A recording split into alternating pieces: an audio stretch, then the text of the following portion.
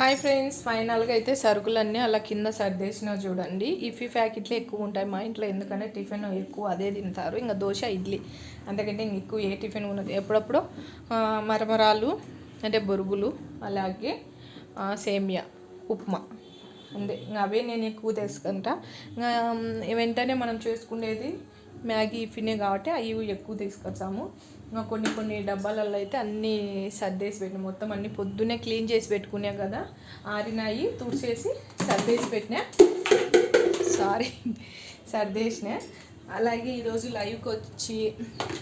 లైవ్కి వచ్చి మంచిగా మెసేజ్ చేసిన వాళ్ళందరికీ చాలా చాలా థ్యాంక్స్ అండి. ఇలానే మంచిగా సపోర్ట్ చేయాలని మనస్ఫూర్తిగా అయితే కోరుకుంటున్నా ఫ్రెండ్స్. ఓకేనా?